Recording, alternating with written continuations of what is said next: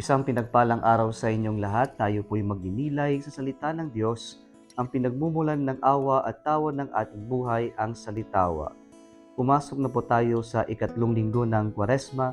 Mga kapatid, huwag po nating kakalimutang magdasal at magsimba. Sa ebanghelyo natin, kadalasan si Jesus ay nilalarawan bilang isang mabait, malumanay at mahabagin sa kanyang pananalita at sa kanyang pagmimisyon.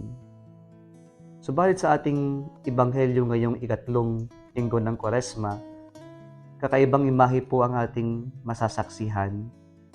Si Jesus, galit na galit. At bakit ba galit na galit si Jesus? Si Jesus ay nagtungo po sa Jerusalem, at doon po sa kanyang pagpasok sa Jerusalem, tumungo siya sa templo. May tinuturing na sentro ng religious life ng mga Hudyo. At nang pagpasok niya, ang bumulagta kay Jesus ay isang palengke. Kaya si Jesus, nang masaksihan niya ito, galit na galit ang ating Panginoon. Ang templo po ay divided o nahati sa 5 sections. The court of the Gentiles, the court of women, the court of men, the court of priests, and the court of Holy of Holies. At doon po sa pinakauna ay yung court of the Gentiles. At dito po pumasok si Jesus at nasaksihan niya yung templo, yung parteng ito ay ginawang isang palengke. Kaya po galit na galit ang ating Panginoon sa ginawa ng mga pinuno at ng mga nagtitinda dito sa may court of the Gentiles.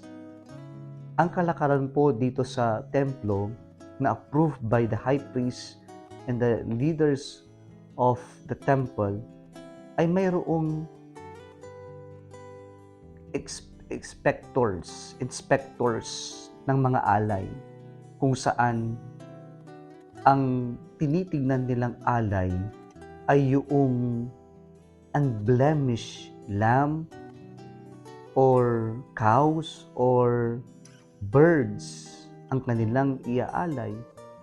At dito, yung hindi magandang nangyayari ay unang-una sa lahat, yung inspectors, they will always declare na yung dala ng mga mag-aalay ay hindi unblemished.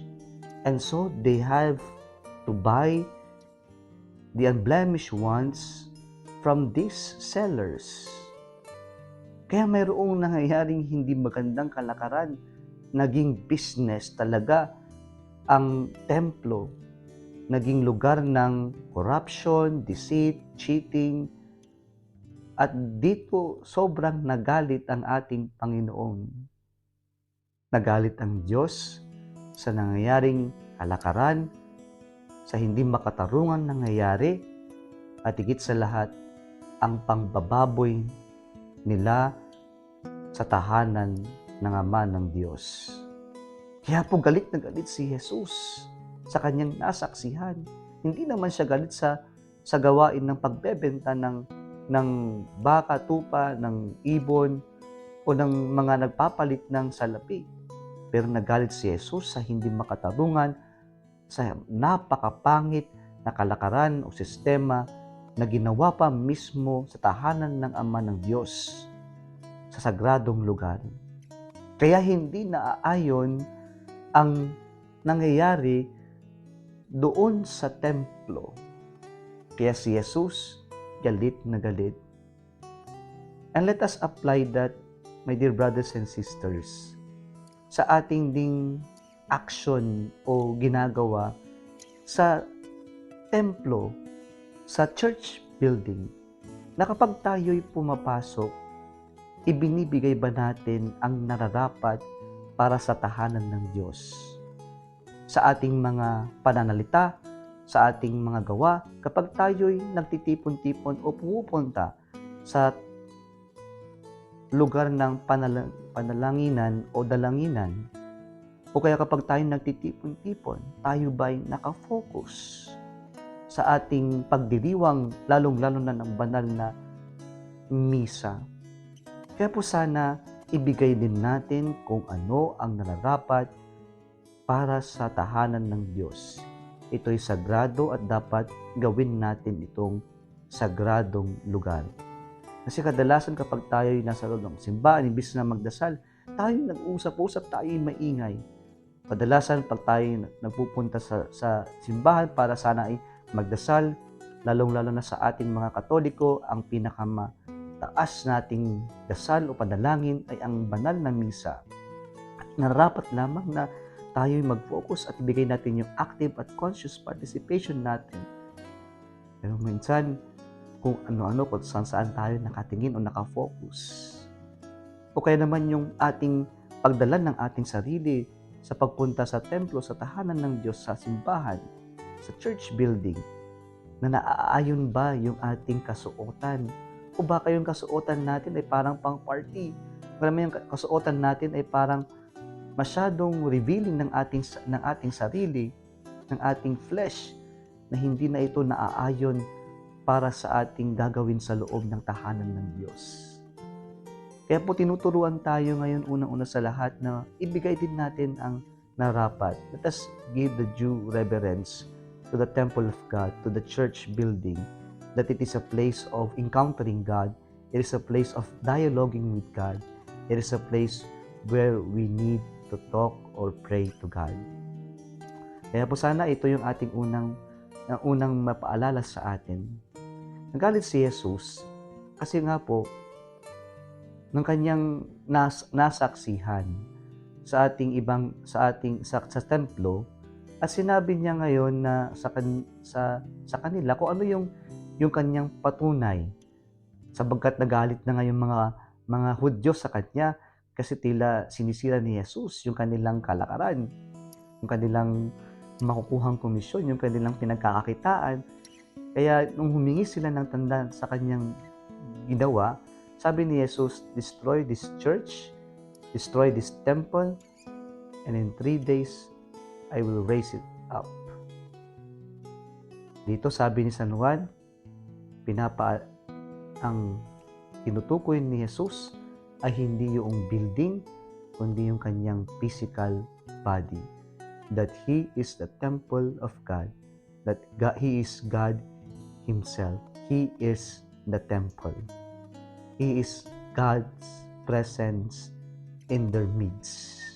At hindi ito naunawaan ng mga Hudyo. Pero ang pinapakita sa atin ng Diyos, yung kanyang pag-aalay na gagawin, na iaalay niya, mayuyurakan ang kanyang templo, gawa ng ating kasalanan, ngunit sa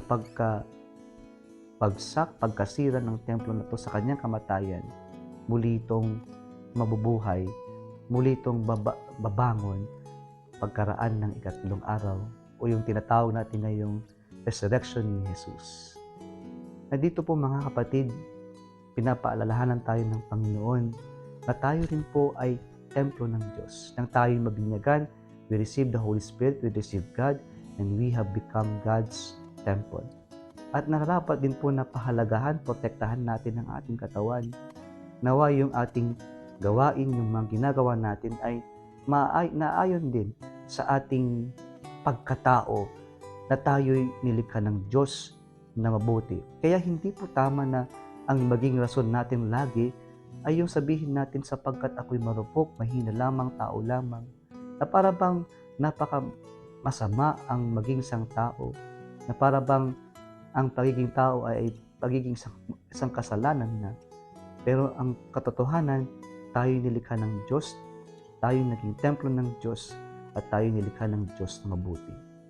Kaya napakalungkot nga po sa panahon natin ngayon na marami ang sumasang-ayon sa abortion o paglalaglag at sasabihin nila, this is my body, nobody cares about what I do to my body. And so I am allowed whatever I do to my body, even if I will abort the baby, the child in my womb, because this is my body. Pero nakakaligtaan natin na hindi lang natin body yung ang naroon, pero may ibang body ang nandoon, ibang buhay, mayroong dignidad, yung ating nilalaglag, yung ating pinapatay. Kaya mga kapatid, mahalaga po sana na ito yung ating matutunan na ang tayo'y templo ng Diyos at sana tayo'y narapat lamang na protektahan din natin, pangalagaan natin ang ating katawan. Muli isang pinagpalang araw sa inyo.